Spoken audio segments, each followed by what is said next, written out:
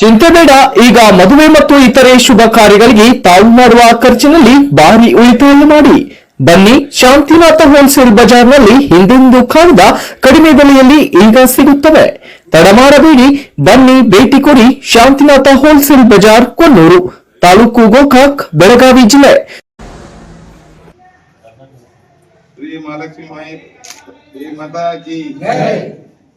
सर्वमंगल मांगल्ये शिवे सर्वार्थ साधिके शरण्ये त्र्यंबके गौरी नारायणी नमोस्तुते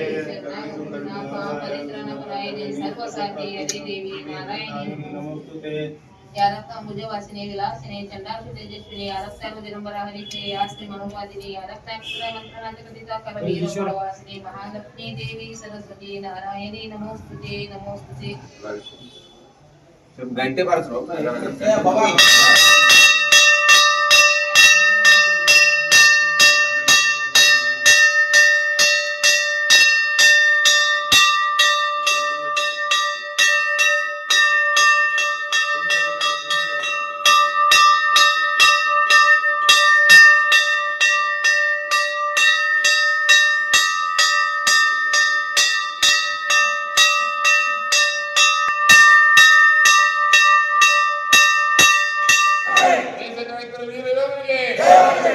बोलो भारत माता की जय, महालक्ष्मी देवी के भारत माता की जय, भारत माता की जय, वंदे मातरम, वंदे मातरम, वंदे मातरम, वंदे मातरम, वंदे मातरम, जय. ನಮ್ಮಲ್ಲಿ ಅಮಾಯಕರನ್ನ ಹತ್ಯೆ ಮಾಡಿದಂತ ಅಲ್ಲಿಯ ಭಯೋತ್ಪಾದಕರ ವಿರುದ್ಧ ಪಾಕಿಸ್ತಾನದಲ್ಲಿ ಹೋಗಿ ನಮ್ಮ ಸೈನಿಕರು ಅವ್ರನ್ನ ಅಲ್ಲಿ ಒಂದು ನಾಶ ಮಾಡಿ ಬಂದಂಥ ಒಂದು ಸಂದರ್ಭದಲ್ಲಿ ನಮ್ಮ ಸೈನಿಕರಿಗೆ ನಾವು ನೈತಿಕ ಸ್ಥೈರ್ಯವನ್ನು ತುಂಬುವುದು, ಹಾಗೂ ಇನ್ನು ಮುಂದೆ ಒಂದು ವೇಳೆ ಯುದ್ಧ ಜರುಗಿದರೆ ಅದರಲ್ಲಿ ಅವರಿಗೆ ಜಯ ಸಾಧಿಸಲಿ ಅಂತೇಳಿ ನಮ್ಮ ಗ್ರಾಮ ದೇವತೆ ಮಹಾಲಕ್ಷ್ಮಿ ಹತ್ರ ನಾವೆಲ್ಲ ಪೂಜೆ ಸಲ್ಲಿಸಿ ಕೇಳ್ಕೊಳ್ತಾ ಇದ್ದೀವಿ. ನಾವು ಭಾರತೀಯರು ಇಡೀ ದೇಶಾದ್ಯಂತ ನಮ್ಮ ಭಾರತೀಯ ಸೈನಿಕರೇನು ಇವತ್ತು ಈ ಮೊನ್ನೆ ಏನು ನಮ್ಮ ಪ್ರವಾಸಿಗರನ್ನ ಸದೆ ಪಡೆದಿದ್ರು, ಹೊಂದಿದ್ರು, ಆ ಹಂತಕರನ್ನ ವಿರುದ್ಧ ಪಾಕಿಸ್ತಾನದಲ್ಲಿ ಏನು ಅಡಿಕೊಂಡಿದ್ದಾರೆ, ಅಲ್ಲೇನು ಅವರು ವಸಾಹತುಗಳದಾವ, ಅವರ ಮೇಲೆ ಈಗಾಗಲೇ ನಮ್ಮ ಭಾರತದ ಸೈನಿಕರು ದಾಳಿಯನ್ನು ಮಾಡಿ ಸುಮಾರು 9ಗಿಂತ ಹೆಚ್ಚು ವಸಾಹತುಗಳನ್ನ ಧ್ವಂಸಗೊಳಿಸಿದ್ದಾರೆ.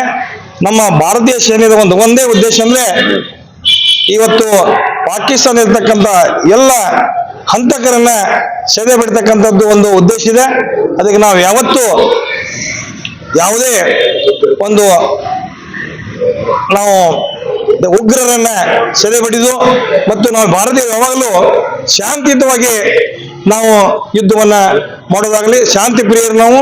ಅದಕ್ಕೆ ನಾವು ಇವತ್ತು ದೈವ ಮತ್ತು ಹಿಂದುತ್ವ ದೇವರ ಮೇಲೆ ನಾವೆಲ್ಲರೂ ನಂಬಿಕೆ ಇಟ್ಟವರು.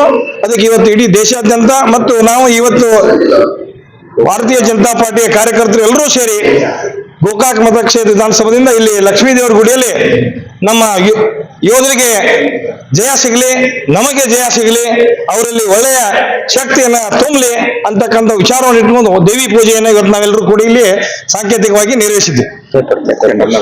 ಇವತ್ತು ಅವರೇನ ಕಾರ್ಯವನ್ನು ಮಾಡಿದ್ದಾರೆ, ಅವ್ರದ್ದು ನಾವು ಇಲ್ಲಿ ಇವತ್ತು ನಾವು ಹೆಮ್ಮೆಯನ್ನು ಪಡಬೇಕಾಗ್ತದೆ, ಅವರನ್ನು ಪ್ರಶಂಸಿಸಬೇಕಾಗ್ತದೆ.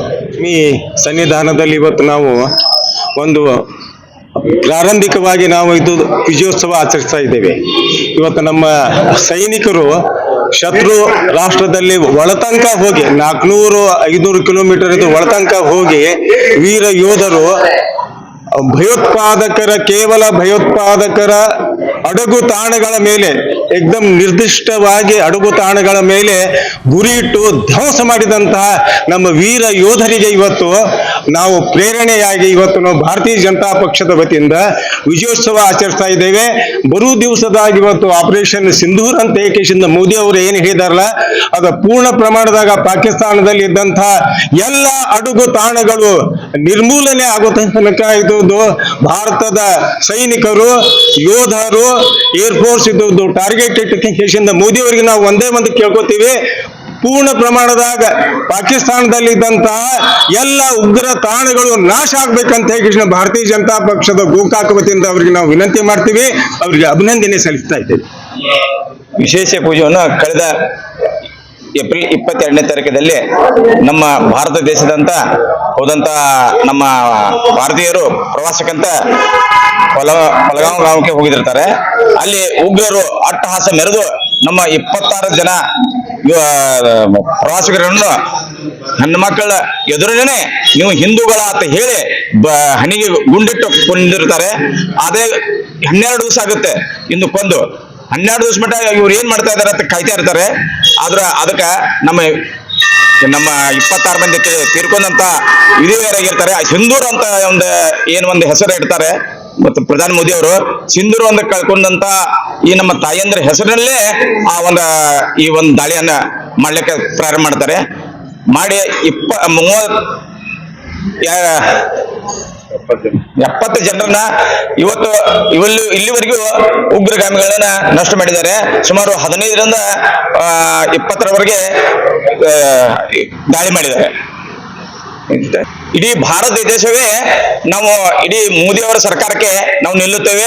ಇಡೀ ಎಲ್ಲರೂ ಒಗ್ಗೂಟಾಗಿ ನಾವು ಅವರ ಶಕ್ತಿ ತುಂಬುತ್ತೇವೆ. ಹಾಗೂ ಇಡೀ ಪಾಕಿಸ್ತಾನವೇ ಈ ತರ ಒಂದು ಹೋದ್ರೆ ಪಾಕಿಸ್ತಾನ ನೆಲನೇ ಉಳಿಯುವುದಿಲ್ಲ ಅಂತ ಹೇಳಿ ಈ ಮೂಲಕ ನಾನು ಹೇಳಕ್ಕೆ ಇಚ್ಛೆ ಪಡ್ತೀನಿ.